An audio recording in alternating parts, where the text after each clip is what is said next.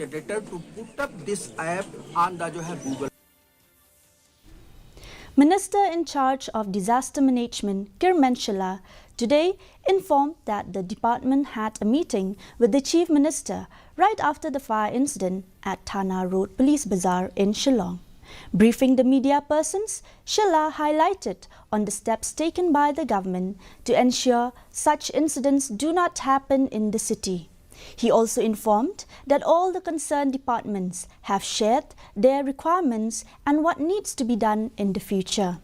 However, the minister did not delve into the amount of financial loss incurred in the fire incident and if the government will provide any compensation to the affected families, while he stated that deliberations are still on and a final report is awaited. There we have to take a few steps in decision that one needs to go ahead.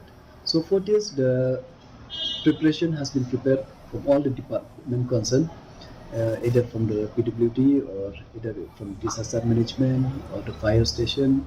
They have shared their requirements, and then they even what needs to be done for the state, that also has been proposed, directed by the Chief Minister on that meeting.